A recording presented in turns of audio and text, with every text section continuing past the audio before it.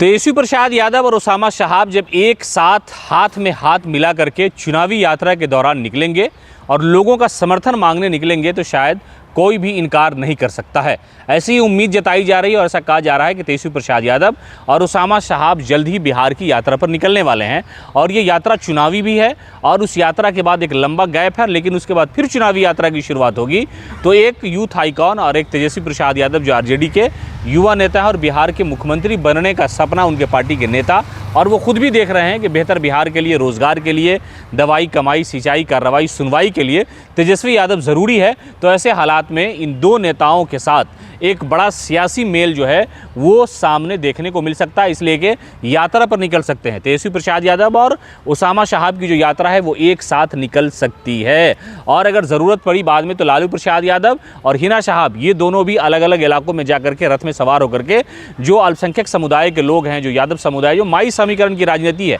उसको पूरी तरह से मजबूत करने का प्रयास किया जाएगा और इस कोशिश में राष्ट्रीय जनता दल लग गई है। इसलिए कि एक वक्त ऐसा था कि दिवंगत सांसद मोहम्मद शहाबुद्दीन के साथ जब लालू प्रसाद यादव का काफिला बिहार की सड़कों पर निकलता था तो सियासत में मजे हुए खिलाड़ी की तरह बयान देने वाले दोनों नेताओं को सुनने के लिए जो भीड़ इकट्ठा होती थी वो सियासत का एक नया संदेश देती थी और फिर सत्ता पर जो आने वाले लोग थे वो कहते थे कि अब जो है पिछड़ों का और बहुजनों का राज आ गया है। लेकिन अब जबकि हालात ऐसे हैं कि एनडीए की सरकार है, बिहार में मुख्यमंत्री नीतीश कुमार लगातार ये नारा दे रहे हैं कि 225 2025 25 से 30 तक नीतीश, ये सारी चीज़ें जो नारेबाजी है या एनडीए की जो मीटिंग हो रही है उन सारे मामलों को लेकर के एक तरह से आरजेडी सियासत में अपना एक नया एंगल ढूंढ रही है और ये कोशिश कर रही है कि ऐसा तरीका अपनाया जाए, ऐसे लोगों को सामने रख करके लोगों के सामने जा कर के समर्थन मांगने की कोशिश की जाए कि लोग इनकार न कर सके और सियासत का माहौल इतना खूबसूरत हो जाए कि आसानी से सत्ता पर कब्जा किया जा सके। लोकतंत्र में यही होता है कि जब लोग भीड़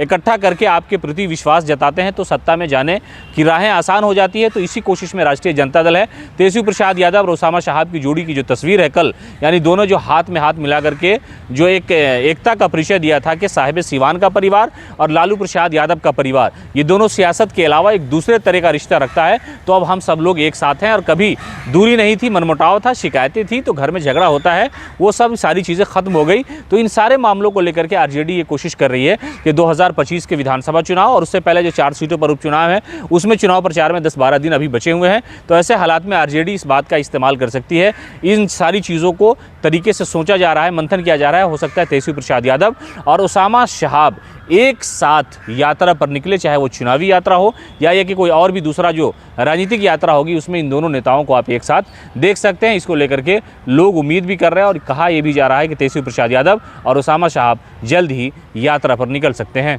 पनोरमा ग्रुप, जो सोचता है वो करता है।